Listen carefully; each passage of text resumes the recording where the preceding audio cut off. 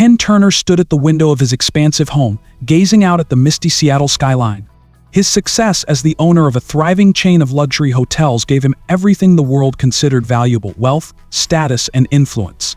Yet, as the autumn rain drizzled against the glass, Ken's heart felt as barren as the house he lived in. At 50, he was adrift in a sea of solitude, having sacrificed personal happiness for professional success. His once promising marriage had ended in a bitter divorce, and his estranged relationship with his daughter, Emily, had left an irreparable void. The only person who kept him tethered to a sense of responsibility was his aging mother, Margaret, who battled severe arthritis and lived with him. The tension in the house often felt unbearable, the silence thick with unspoken regret. Margaret, now confined to her wheelchair, had become a shadow of the vibrant woman who had once run a community garden and filled their lives with love and laughter. Her condition worsened, her mind often clouded with confusion, and Ken struggled to keep up with her needs. One evening, feeling suffocated by the heaviness of the house, Ken decided to take a walk through the park that bordered his property. The cold air bit at his skin, but it was a relief from the stifling atmosphere inside. He wandered aimlessly, his mind heavy with thoughts of the past and regrets that wouldn't let him sleep. As he walked deeper into the park, the faint sound of crying reached his ears. He followed the sound until he came upon a small figure huddled beneath a large oak tree. It was a boy no older than 8, shivering and sobbing quietly. Ken knelt beside him. "Hey, are you all right?" The boy looked up, his face streaked with tears and dirt. His clothes were torn, and his eyes held a fear that pierced through Ken's heart. "I'm lost," the boy whispered, his voice trembling. "I don't know how to get home." Ken's heart softened, the emptiness inside him momentarily replaced by concern. "What's your name?" "Rob," the boy sniffled, wiping his face with a sleeve that was too thin for the cold night. "I don't have a home, not really." Ken's stomach clenched. He didn't know how to process the sudden rush of emotions, but he knew one thing: he couldn't leave the boy out here alone. "Rob, you can come home with me tonight. We'll figure this out in the morning." Rob hesitated but then nodded, too tired and scared to argue. As they walked back to Ken's house, the boy revealed bits of his life, a life that Ken could barely fathom. Rob had been living in a makeshift shelter near the park for weeks, abandoned by a mother who had struggled with addiction and a father he had never known. The harshness of the boy's reality struck Ken deeply, echoing the loneliness he had tried to bury under layers of success. When they arrived home, Rob's wide eyes took in the size of the house. "Is this all yours?" he asked, awe mingling with disbelief. Ken managed a small smile. "It is, and tonight it's yours too."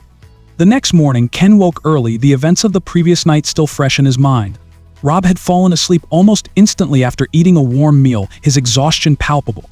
As Ken brewed coffee in the quiet of the kitchen, he found himself thinking about how different his life might have been if he had taken a different path, if he had put more effort into his relationships, particularly with his daughter, Emily. The sound of footsteps drew his attention. Rob stood at the kitchen entrance, his hair tousled and his face uncertain. "Good morning," Ken greeted with a warmth that surprised even him. Rob looked around nervously. Where am I?" "You're safe," Ken assured him. "I brought you here last night. Do you want some breakfast?" Rob nodded hesitantly, and Ken set about making pancakes, something he hadn't done in years. As they sat at the table, the boy's nervousness began to ease, and Ken could see a flicker of trust growing in his eyes. After breakfast, Ken said, "I want you to meet someone. My mom, Margaret." Rob's eyes widened. "Your mom lives here too?" Ken smiled. "She does. She loves gardening. I think you'll like her." An hour later, Ken wheeled Margaret out to the garden, where the autumn flowers still clung to life. Margaret, frail but sharp-eyed, watched Rob with curiosity. "And who is this young man?" she asked, her voice softened by age but still full of warmth. "This is Rob," Ken introduced. "I found him in the park last night. He's staying with us for now." Margaret's expression softened as she looked at the boy. "Rob, do you like flowers?"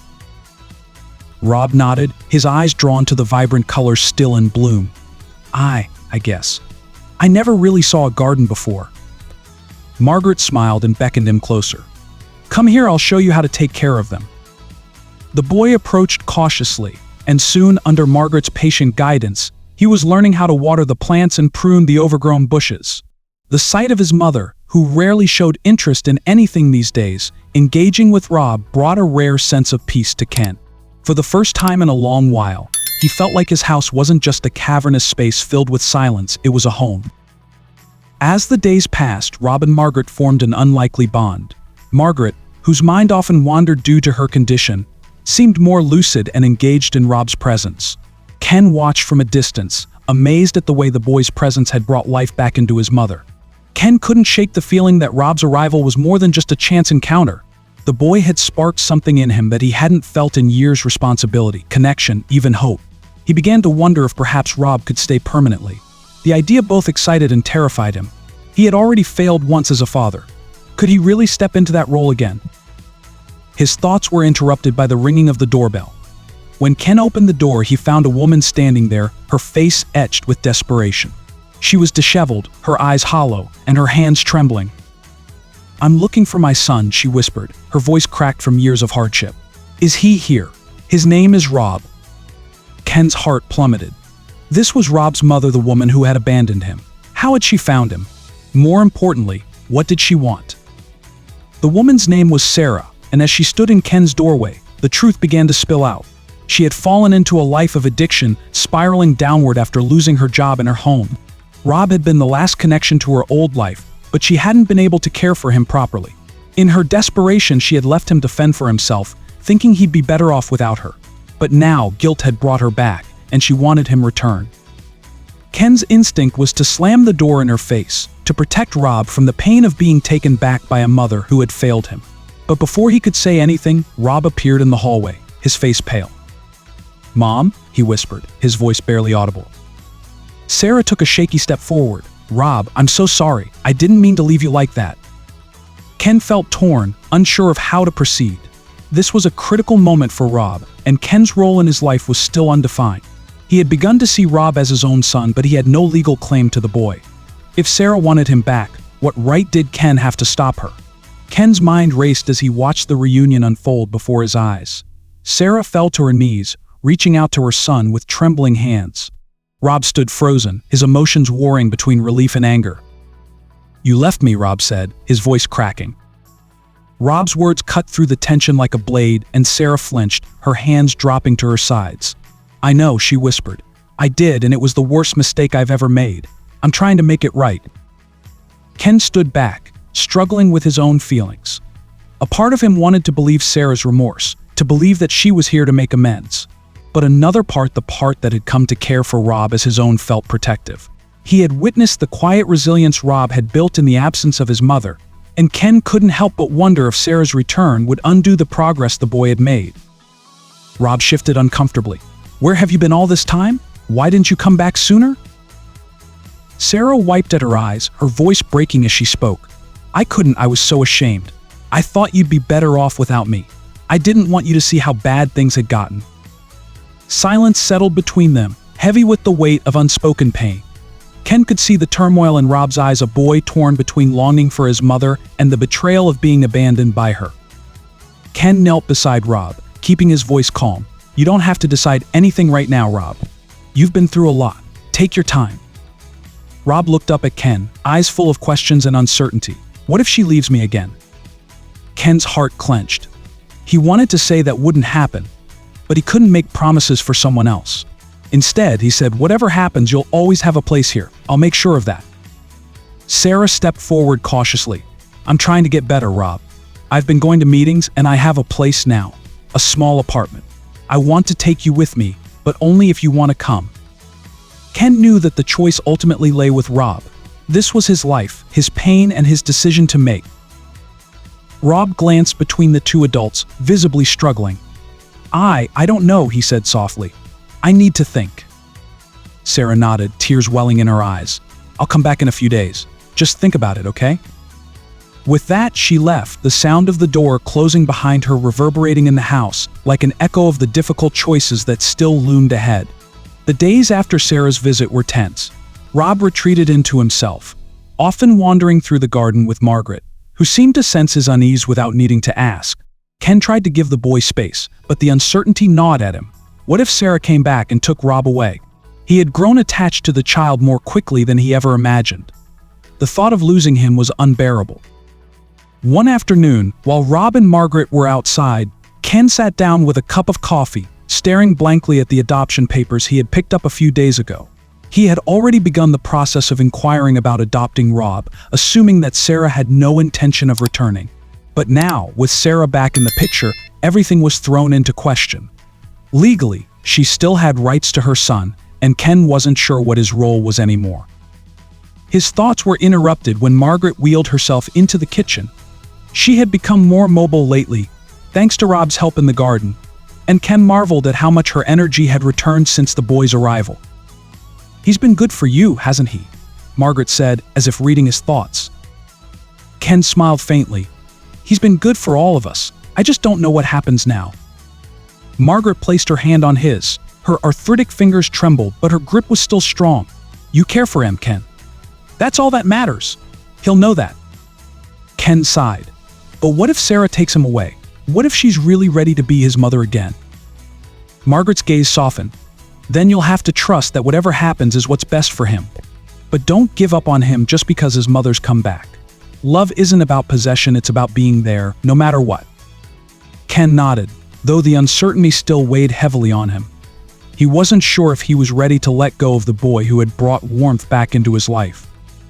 That evening after dinner, Ken found Rob sitting by the window in his room, staring out into the night. "Mind if I sit with you?" Ken asked gently. Rob shrugged, his small frame looking even more fragile against the vastness of the room. Ken sat down beside him, unsure of what to say at first. "I know you've got a lot to think about," he began. "And whatever you decide, I'll support you." Rob was quiet for a moment before speaking. "Do you think she's really changed?" Ken considered the question carefully. "I don't know, Rob. People can change, but it's hard to know for sure until they show you." Rob's voice was barely a whisper. "I'm scared. What if she goes back to how she was before? I don't want to be alone again." Ken placed a reassuring hand on the boy's shoulder. "You won't be alone. I promise you that."